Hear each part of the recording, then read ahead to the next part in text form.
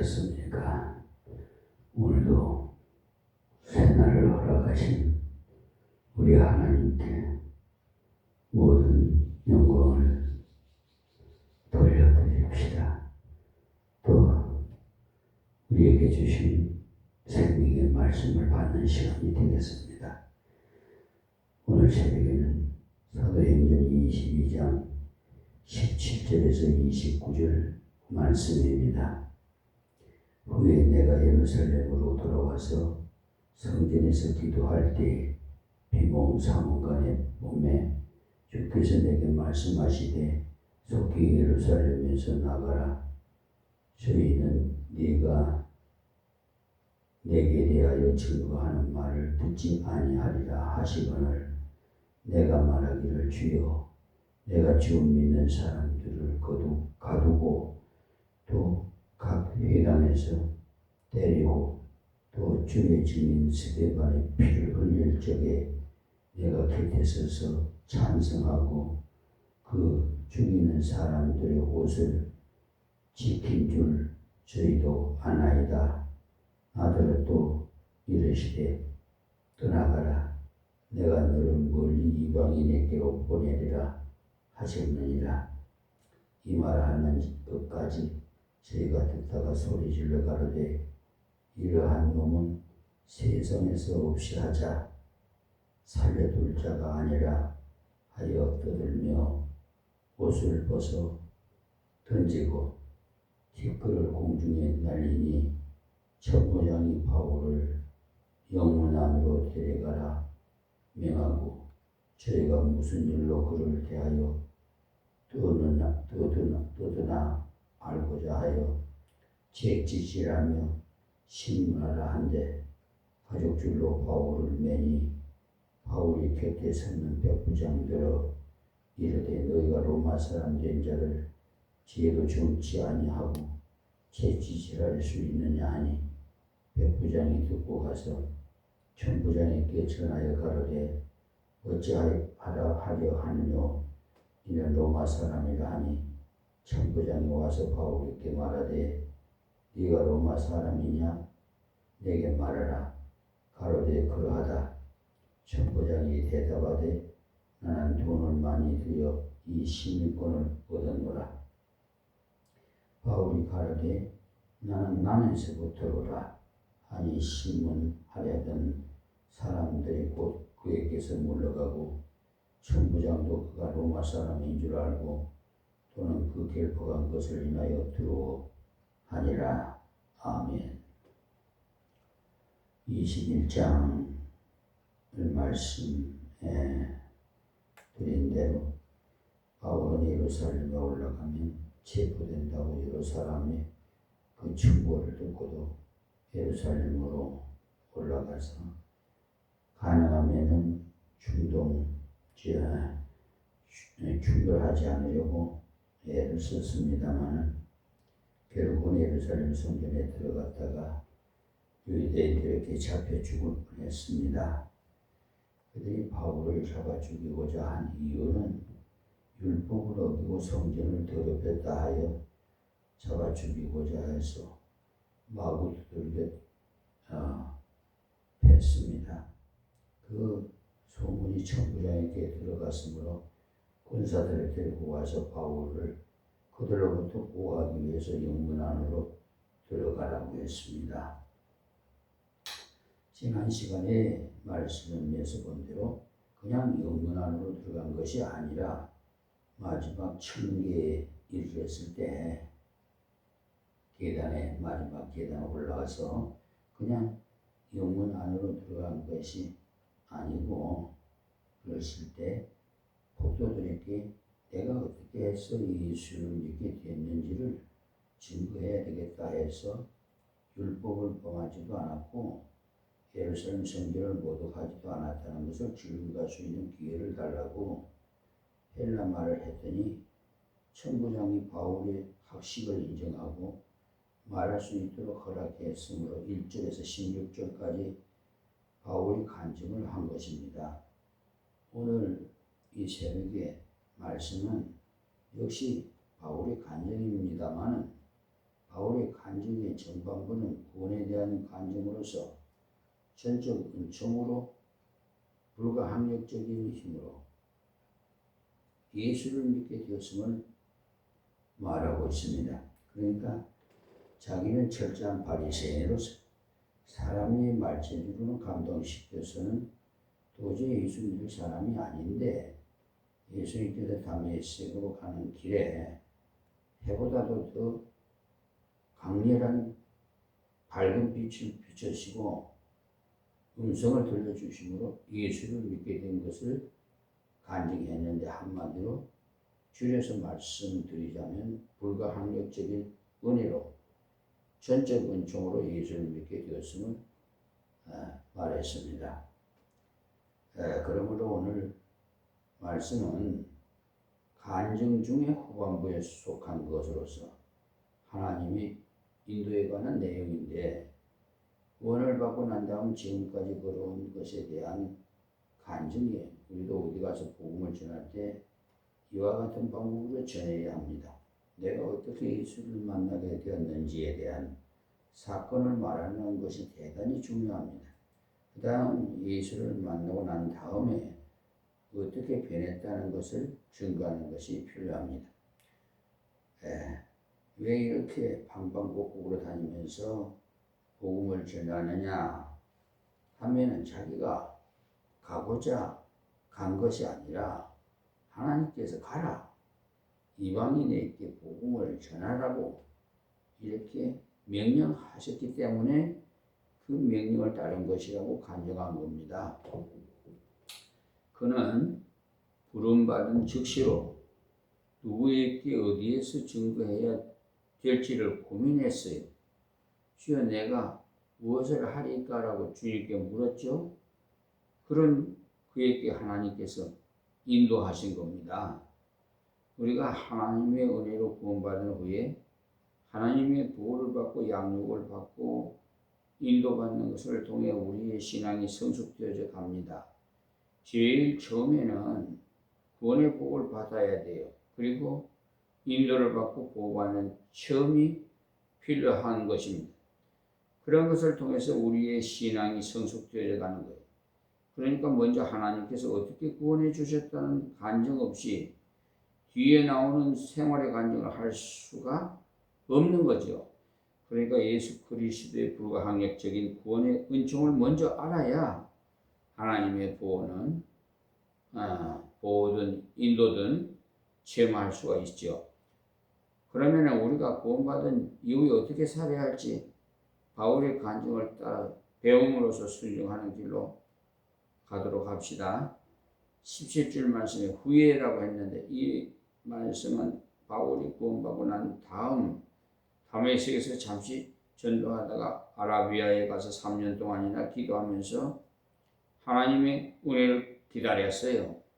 그런 그에게 아라비아에만 있을 것이 아니라 복음 전하도록 길을 열어주셨기 때문에 먼저 예루살렘으로 온 겁니다. 그래서 후회라고 표현한 거죠. 후에 내가 예루살렘으로 돌아와서 성전에서 기도할 때에 비몽사몽간에 이 말씀은 바울은 예수를 믿고 난 다음에도 성전을 무시하지 않았다는 것을 말하는 거예요.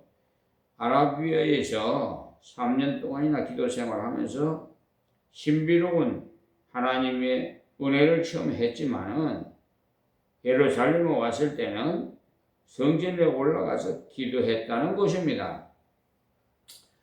어떤 사람은 은혜를 좀 받았다, 체험을 했다 하면 그만 형식적인 껍데기 같은 것은 다 필요 없다 해서 교회 오는 일까지도 중요시하지 않고 어느 선교단체에 가가지고 활동하는 것이 뜨겁고 좋다고 하는데 바울 사도는 그렇지 않았어요.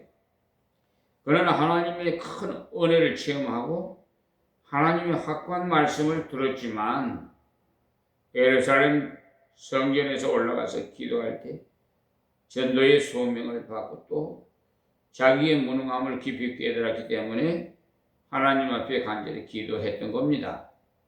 잠언서 3장 5절에서 6절에 보시면은 너희 명철도 의지하지 말고 경험도 의지하지 말고 오직 하나님만 의지하도록 권고했습니다. 그렇게 하나님만 오로지 의지하는 사람에게 나아갈 길을 인도해 주시고 지도해 주신다고 말씀하고 있습니다.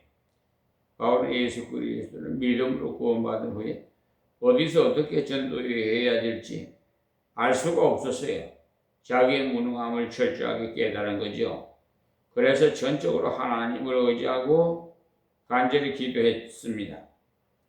그렇게 기도하는 중에 비몽사몽간에 라고 했는데 이것이 참으로 기도의 옳은 방법이 무슨 말씀이냐 하면 보통 사람들은 자기의 갈 길에 대해서 이미 다 정해놓고는 하나님께서 도장만 꽉 찍어 주시기를 기도한다는 사실이에요. 하나님 저는 이러이러하게 하고자 하오니 꼭 할 수 있도록 해 주십시오. 이것을 못하게 되면 안 됩니다. 미리 정해놓고 결제를 받으려고 합니다. 어떤 사람은 상담차 왔으면서도 듣고자 하는 것이 아니라 자기가 정해놓은 그대로 결제해 주기를 바래요. 오르신 생각을 하시고 계시군요. 그 말을 듣고 돌아가고자 하는데 그런 상담은 필요 없습니다. 내 의지를 내버려야 상담이 필요하지. 기도할 때도 주님의 뜻을 가르쳐 주시면 내가 걸어가겠나이다 하는 그 태도를 가져야 되겠는데 어떤 사람은 자기가 원하는 대로 들어주지 않으면 낙심하겠노라고 하면서 하나님을 겁주는데 낙심하면 자기만 손해지 하나님께서 아무 손해 없습니다.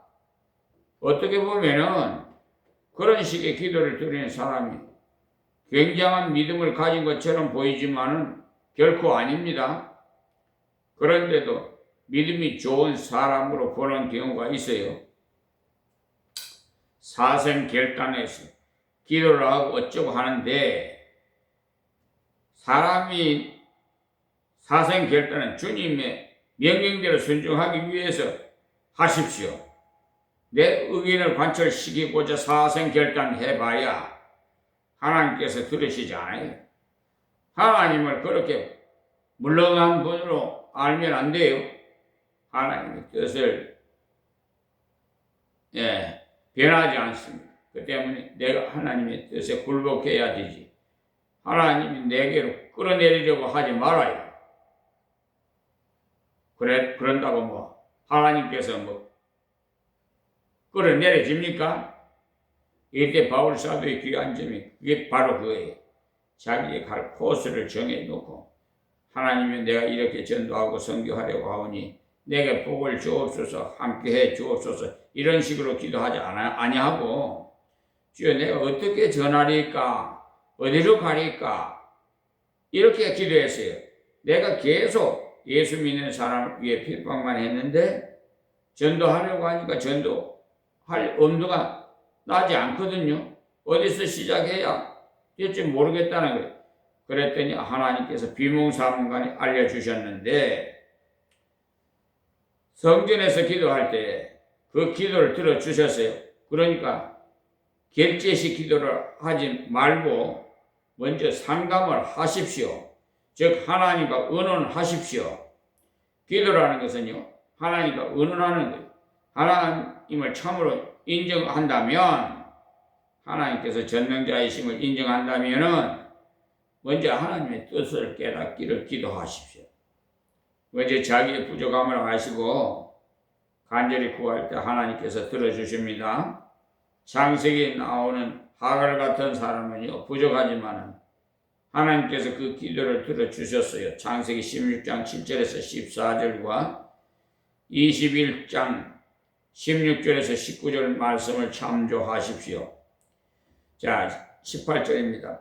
봄에 주께서 내게 말씀하시되 속히 예루살렘에 나가라.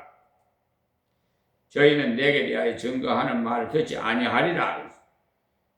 그러니까 바울은 가능하면 예루살렘에서 시작하고 싶었는데 바울이야말로 야심 있는 사람 아닙니까?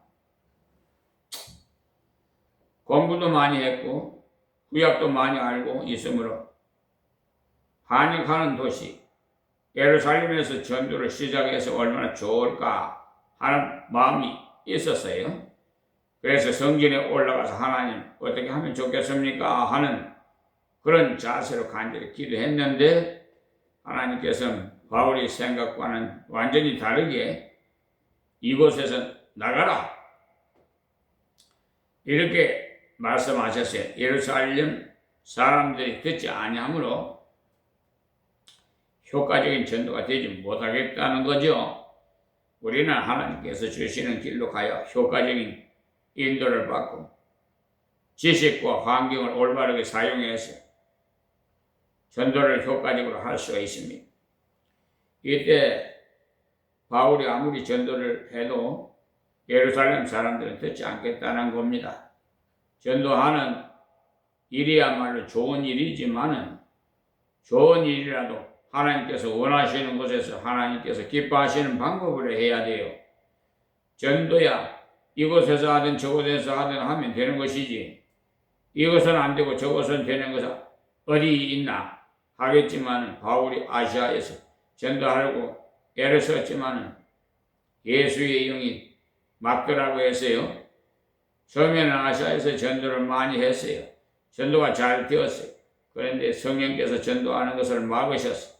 그래서 바울 사도가 너무너무 고민했는데 꿈에 마게도냐 사람이 나타나 와서 우리를 도와주시오 함으로써 하나님께서 아시아에서의 그 전도를 그만하고 유럽으로 가라고 하는구나. 아시아에는 이미 전도받은 사람이 전도하면 되고 나는 유럽으로 가서 개척 전도를 해야 되겠구나. 그것을 깨닫고 떠났어요. 사도행전 16장 6절에서 10절 말씀입니다.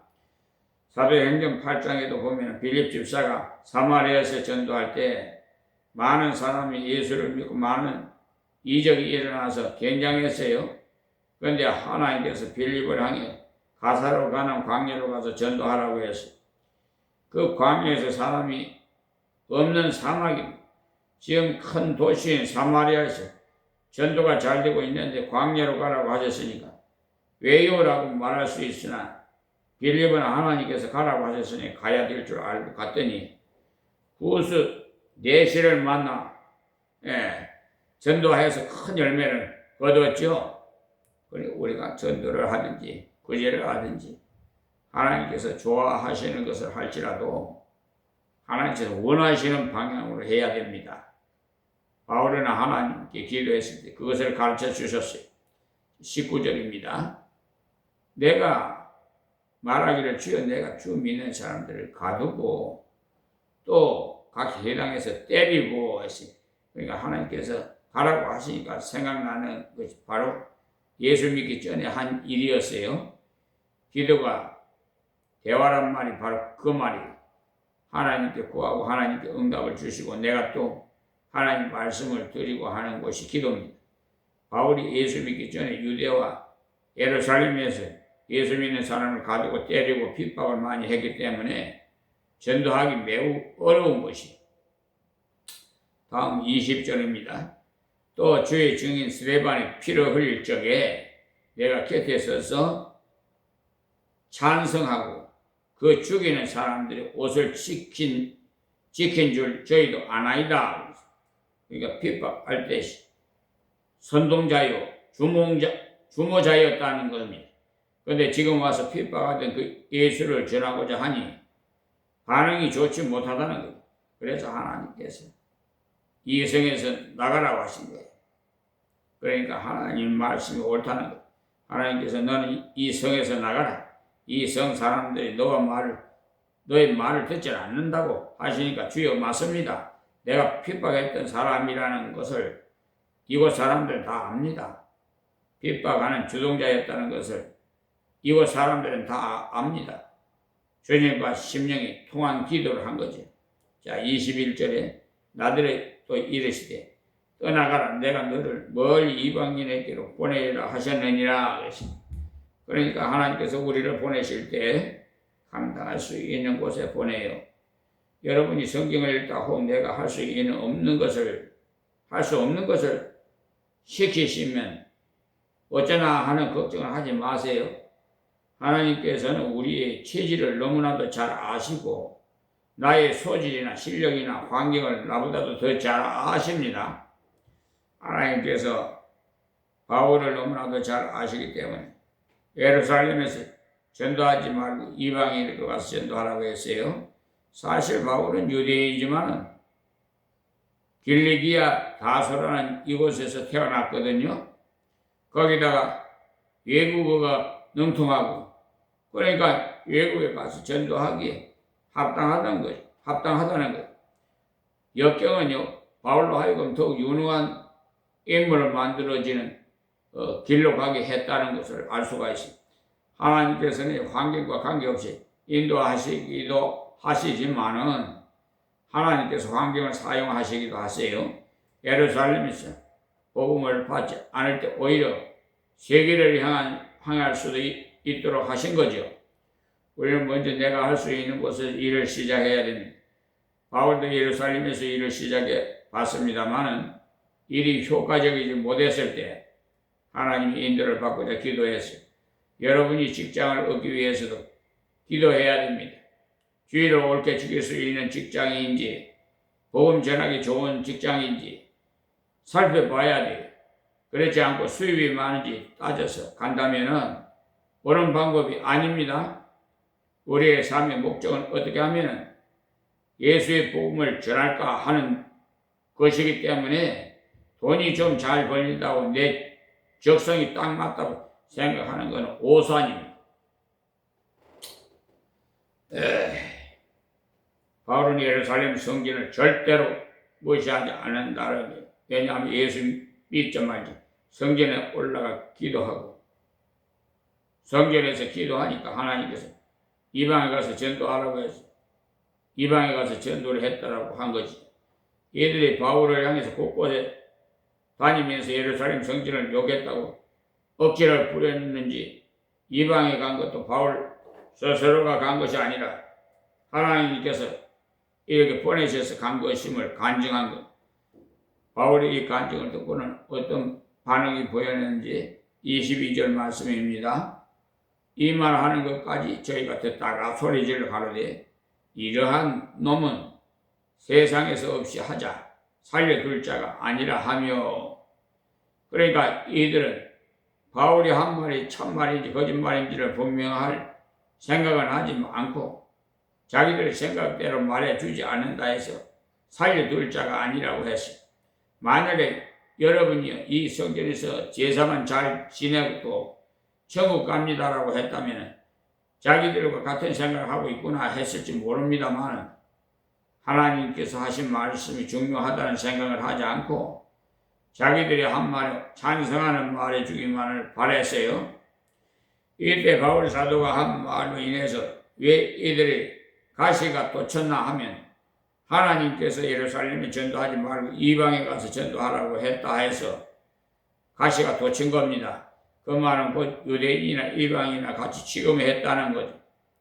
하나님께서 이방인의 생명이나 유대인의 생명이나 똑같이 했기 때문에 유대인들이 잘 되지 않으니까 전도가 잘 되는 이방인으로서 예거로 가서 생명이나 똑같이 귀하게 여기시고 이방에게 보내셨고 바울 자신도 이방인의 사도된 것은 긍지로 삼는다고 했기 때문에 그들이 무엇이라고 우리와 이방이 똑같다고 해서 화가 머리끝까지 나서 돌로 치려고 한 겁니다. 하나님이 인도를 믿지 않을 때 실패와 멸망을 자처하는 것. 민수기 14장에 한번 보시면 정탐꾼들이 가나안 땅에 정탐하러 갔다가 와서 보고할 때 믿음으로 갔다가 온 갈렙과 여호수아는 믿음 없는 자들과는 달리 그 민족이 아무리 강하다 하더라도 우리의 바비인이 올라가자고 했어요. 이들은 하나님이 인도에 대해서 믿음으로 말해주는데도 이스라엘이 그것을 거역했기 때문에 40년 동안이나 골탕을 먹고 거역했던 그 사람들이 전부가 다 광야에서 다 죽었어요. 엎드려 실패했다 이 말이에요. 하나님이 인도를 거역하는 것은요, 스스로 망하는 거예요. 여러분들이 성경을 읽든지 설교를 듣던 중에 저 말씀을 내려주신 말씀이다. 식구들랑 그대로 듣고 순종하십시오. 주여 순종할 힘을 주옵소서. 기도하고 순종하십시오. 그렇지 않으면 거역하는 자들과 같은 자가 돼요. 그니 내 마음이 드는 말을 하면 아멘하고 내 마음에 들지 않은 말이면 힘으로 해야 돼. 그런데 내 마음에 들든지 안 들든지 하나님께서 내게 주신 말씀이면 알고 순종해야 돼요. 자, 23절에 떠들며 옷을 벗어 던지고 티끌을 공중에 날리니, 그러니까 유대인들의 겉옷은 혼입을 같은 것이라서 밭을 갈 때도 벗어놓고 맷돌을 돌릴 때도 벗어놓고 돌리는데 그 겉옷을 벗어 던지고 또 사람들이 와글와글 움직이니까 먼지가 저절로 풀풀 일어난 거죠. 한마디로 기습해서 잡고자 한 겁니다. 이 유대인들은요, 자기들이 가진 것이 진리다 해가지고 그 진리를 관철시키기 위해서 폭력을 쓰고 있으니까 이것이야말로 이율 배반이 아닙니까? 우리 그리스도인들은 폭력을 쓰면 안 돼요. 그런데 12.3 계엄령이 선포 이후에 광화문 광장에서 또 서부 지법법원에다가 막 난동을 벌려가지고 그런 몰직각한 짓거리들을 해가지고 하나님 영광을 다 가리고 있잖아요. 지금도 지구 한쪽 구석에는 기독교 민병대, 해고 민병대가 하고 늘 싸우는데 그것이 복음 증거의 올바른 태도가 아니. 십자군 그 전쟁도요, 마찬가지 복음을 전하는데 칼로서 전하는 것은 아무 유익이 없어요. 복음은요, 생명의 복음이, 영생의 복음이, 화평의 복음인데 우리 자신을 죽이면서 화평을 해야 복음이 전파되어지는 것이지, 세력을 과시한다고 무력을 행사하는 아니요. 이거는 기독교 세력이 그다 해서 압력단체를 나서면은 절대 안 됩니다. 정부에다가 압력단체가 돼서 행사하는 것은 복음과 전혀 관계가 없을 뿐만 아니라 오히려 복음을 막는 것이 돼버려. 기독교인들은 희생하고 희생해야 되지. 교회가 희생하고 희생해야 되지. 압력단체가 돼갖고 누르면 그 당시는 고개를 숙여서 들어옵니다. 정치하는 사람들. 그렇죠? 여러분, 지금 정교 유착이 돼가지고 저 신천지 이만희, 그분 우리 한국 교회는 이단으로 정제된 이만희 씨가 구속영장이 오늘 밤에 떨어질 것이라고 하는데 좀 두고 봅시다. 사람은 표가 중요하기 때문에 겉으로 숙이면서도 속으로는 욕을 해대기도 합니다. 저것들이 진리가 어떻다느니 사랑이 어떻다느니 하면서 압력이나 넣고 순 가짜들이다 가짜 하면서 그만 마음을 꼭 닫아버려. 다시 복음받을 길을 터놓지 않아요. 그 책임은 우리에게 있어요. 이 사람들을 봐요. 자기들은 진리라고 생각하고 있으면서도 진리를 가진 자답지 못하게 폭력 행성을 하고 있습니다. 자기들이 믿고 있는 것이 거짓이라는 증거지. 폭력을 쓰는 자체가 비진리예요. 자, 24절에요. 천부장이 바울을 영문 안으로 데려가라 명하고 저희가 무슨 일로 그를 대하여 떠드나 알고자 하며 채찍질하며 하며 신문하려 하라 한대. 그렇죠? 그러니까 이 무슨 말씀인가 하면은 바울이 설교를 몇 마디 하자 말자 저들이 와 하고는 달려드니까 히브리 말을 모르는 사람들이라 아마도 바울이 돌아서서 그들을 보고 독소를 퍼부었는가 보다 저주를 받을 자들이라는 등 그런 말을 했기에 저들이 저렇게 화가 나서 죽이려고 달려들지 아무래도 이 사람 문제 있는 인간이다 하고 빨리 부대 안으로 데리고 들어가서 두들겨 패서라도 무슨 말을 해서 저렇게 나왔는지 알아봐야 되겠다는 겁니다. 이때 천부장이 히브리 말을 깊이 몰다 보니까 바울을 오해하고 채찍질을 해서 신문하라고 명을 내렸어요. 25절에 가죽줄로 바울을 매니까 매니 바울이 곁에 섰는 백부장들을 이르되 너희가 로마 사람 된 자를 죄도 정치 아니하고 채찍질을 할 수 있느냐 하니 그러니까 천부장의 명령이 떨어지자 백부장이 쫄병을 데리고 가서 바울을 묶었어요. 그러니까 대령쯤 되는 사람이 명령을 내리니까 대위급 되는 사람이 쫄병을 데리고 와서 묶었다는 말이에요. 그런데 이들이 왜 가죽줄을 묶느냐 하면 때리는 것이 너무 아프기 때문에 묶지 않고 때리면은요 하다닥 반항하다가 때리는 사람이 다칠 수 있기 때문에 꼼짝 못하도록 가죽줄을 묶고는 때립니다. 이때 로마 병정들이 때리는 채찍이 굉장히 아파요. 채찍 중간중간에 뼈 조각이나 쇠가 박혀 있기 때문에 한번 때리면은 살점이 뚝뚝 떨어진다고 합니다. 그때 바울 사도가 그들을 향해서 내가 로마 시민권을 가진 사람인데 재판도 하지 않고 때릴 수 있느냐? 이렇게 따졌어요. 16장에서는요 실컷 두들겨 맞고 감옥에 갇혀서 기도하고 찬미를 했지만은 이때는 로마 시민권 가진 증명을 내밀었어요. 그러니까 상황에 따라서 다른 것이지 같은 것이 아니라는 거예요. 그때는 교회를 세우기 위해서 간 곳이기 때문에 맞았고 희생했어요. 신생교회를 세우기 위해서 간 곳이기 때문에 죽고 죽어야 씨앗이 싹 뜯어서 올라오기 때문에 오히려 매를 맞고 기도하고 찬미를 했어요.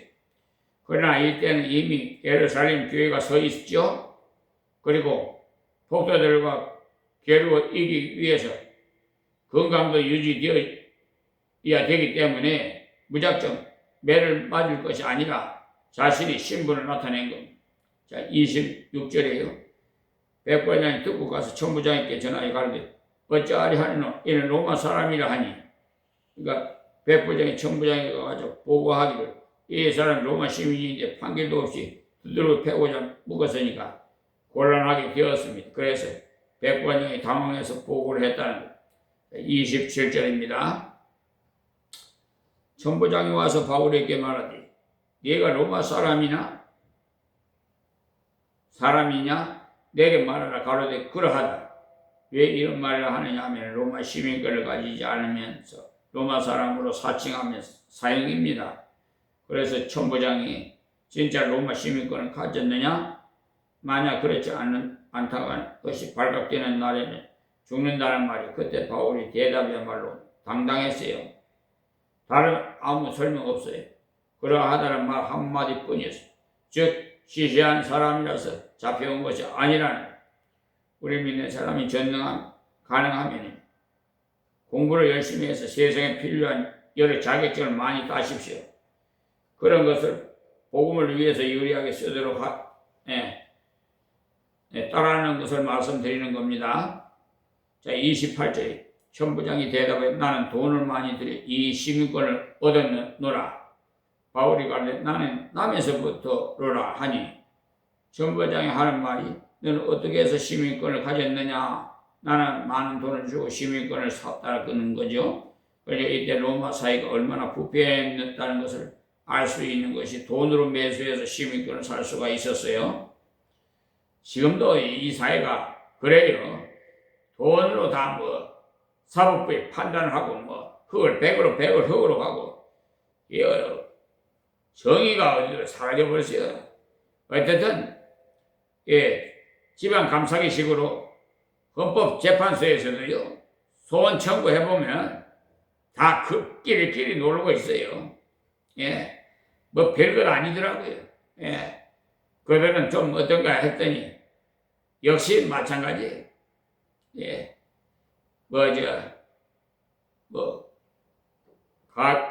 가재는 개편이라고. 다 그런 식이더라고요. 이번에 저 몇 건 헌법재판소에다 올려봤더니 그 결정문을 읽어보니까 아니 소명을 제대로 했는데도 소명이 뭐 부족하니 뭐 어쩌고 이유를 대가지고 예, 자기 동료들이 다칠 것 같으니까 아휴 나 그래서 세상 법정은 옳은 법정이 아니라는 걸 확실히 예, 저는 알고 있어요. 우리 하나님 의로운 재판장이신 하나님 법정에 올라가야 제대로 예, 판결이 떨어지지. 이 세상 법정은 이 간사하고 아주 강교하고 물질이 그러니까 이 리베이트나 뭐 인맥이나 학년이나 지연이나 이런 그래서 연관성이 있어요.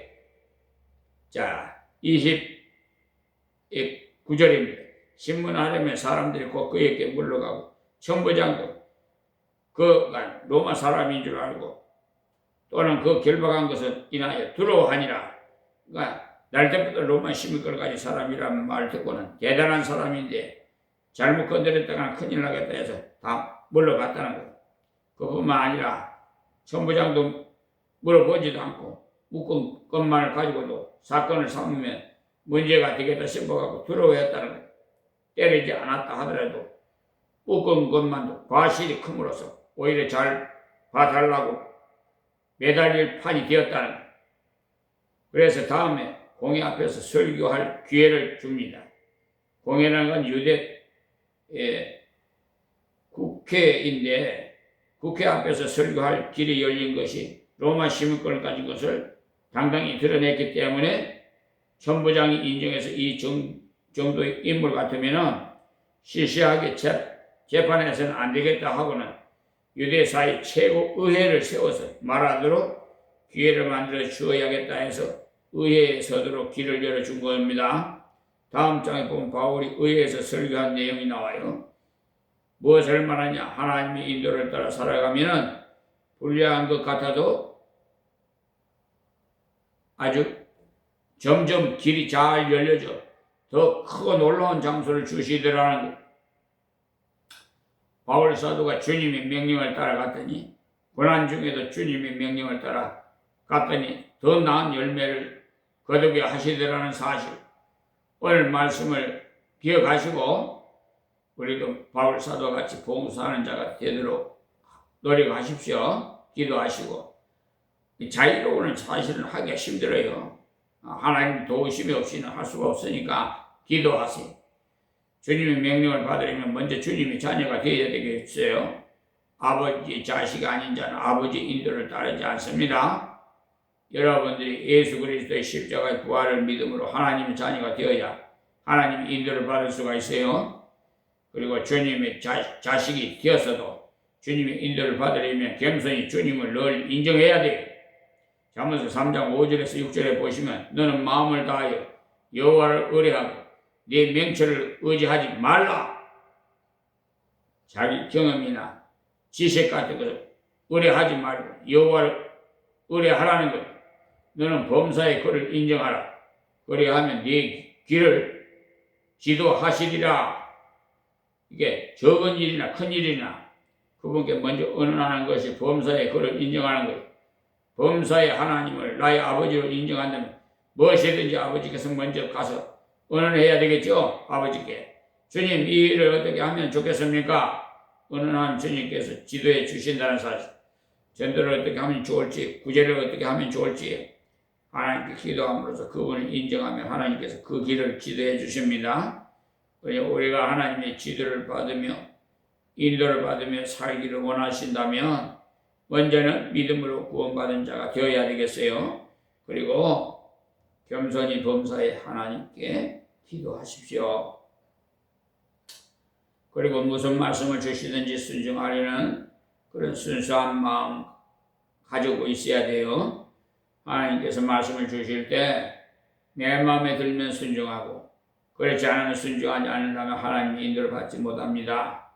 그리고 그 환경을 면밀히 검토해서 섭리적인 인도를 깨달아야 됩니다.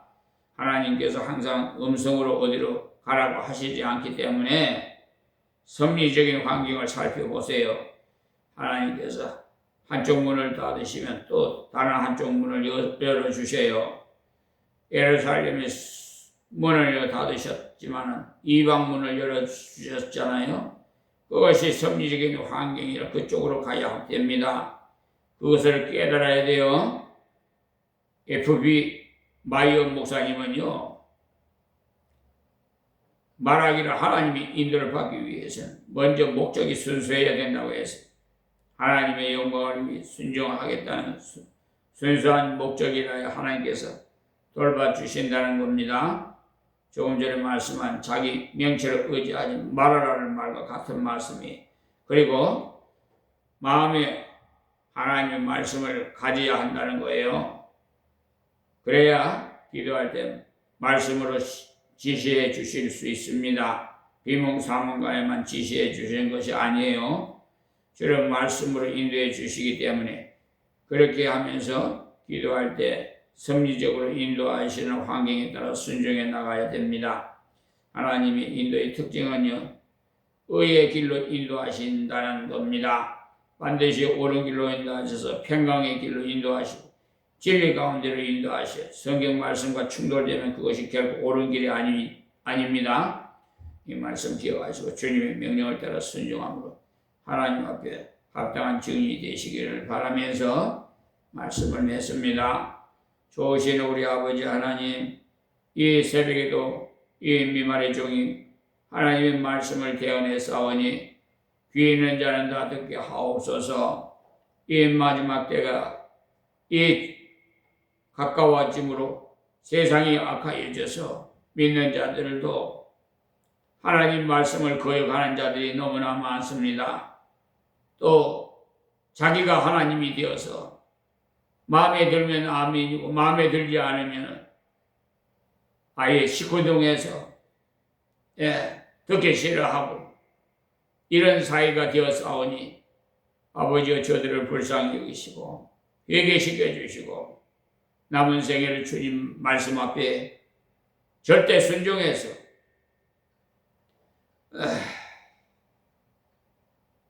사무엘 선지자가 말했듯이 순종이 제사보다 낫다고, 아니 그 뜻을 깊이 알도록 저희들을 깨우쳐 주시옵소서. 예수님의 이름으로 기도합니다. 아멘.